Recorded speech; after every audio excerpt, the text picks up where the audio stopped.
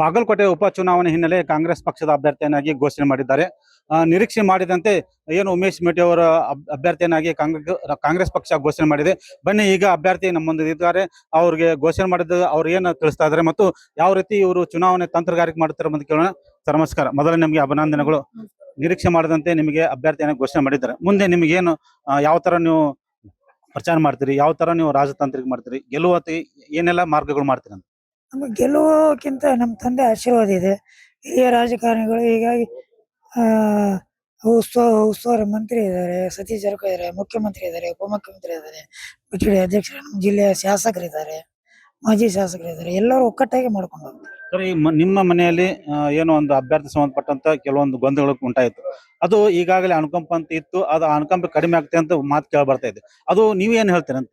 ಅದು ಏನೂ ಇಲ್ಲೇ ಇಲ್ಲ. ನಮ್ಮ ಮನೇಲಿ ಎಲ್ಲರೂ ಒಕ್ಕಟ್ಟಾಗೇ ಇದ್ದೇವೆ, ಎಲ್ಲರೂ ಒಕ್ಕಟ್ಟಾಗಿ ಮಾಡ್ಕೊಂಡು ಹೋಗ್ತೀವಿ, ಎಲ್ಲರೂ ಇಲ್ಲೇ ಇದೇವಲ್ರಿ. ಡಯಾಬಿಟಿಸ್ಗೆ ಮೆಡಿಸಿನ್ ತಗೊಂಡು ಶುಗರ್ ಕಂಟ್ರೋಲ್ ನಲ್ಲಿದ್ದೀರಾ? ಆದ್ರೆ ಸತ್ಯ ಏನ್ ಗೊತ್ತಾ, ಅವು ರಕ್ತದ ಶುಗರ್ ಲೆವೆಲ್ ಅನ್ನ ಕಡಿಮೆ ಮಾಡ್ತವೆ ನಿಜ, ಆದ್ರೆ ದೀರ್ಘಕಾಲದವರೆಗಲ್ಲ.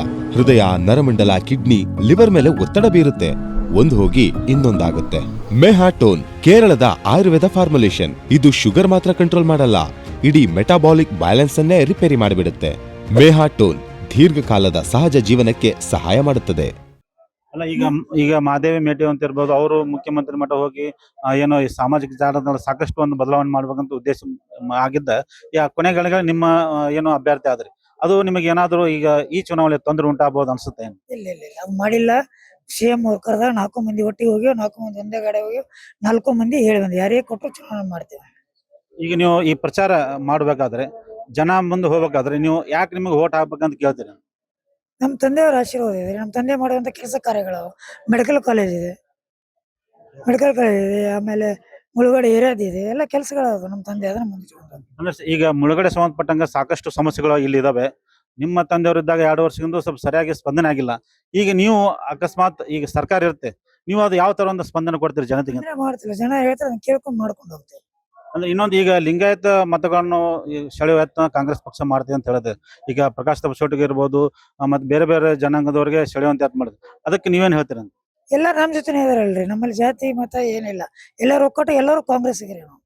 ಹೊಟ್ಟೆ ನೋವು, ಗ್ಯಾಸ್ ಟ್ರಬಲ್, ಆಸಿಡಿಟಿಗೆ ಚಿಂತೆ ಬೇಡ. 1 ಚಮಚ ಅಮೃತ ಬಿಂದು ಔಷಧಿ ನಿರಾಳತೆಯ ಅನುಭವ ನೀಡುತ್ತದೆ. ಅಮೃತ ಬಿಂದು, ಕೋಟ್ಯಾಂತರ ಜನರ ನೆಚ್ಚಿನ ಆಯುರ್ವೇದ ಪರಿಹಾರ. ಈಗ ನೀವು ಮನೆಯಲ್ಲಿ ನಿಮ್ಮ ಕುಟುಂಬದವರು ಎಲ್ಲ ನಿಮ್ಮ ಪರವಾಗಿ ನಿಂದಿರ್ತಾರ ಅಂತ ನಿಮ್ಗೆ ವಿಶ್ವಾಸ ಇದೆ? ಎಲ್ಲರೂ ಇಲ್ಲೇ ಇದಾರಲ್ರಿ, ನಿಮ್ಮ ಎದುರಿಗೆ ಇದಾರಲ್ಲ, ನೀವು ಅವ್ರನ್ನ ತೊಗೊಂಡ್ರಲ್ಲ ಇವಾಗ ನ್ಯೂಸ್. ಅಲ್ಲ, ಈಗ ಮಾದೇವಿ ಮೇಟಿ ಅವರು ಕಾಣ್ತಾ ಇಲ್ಲ, ಅವರು ಬರ್ತಾರೆ, ಅವರು ಬಂದ್ ಮಾಡ್ತಾರೆ.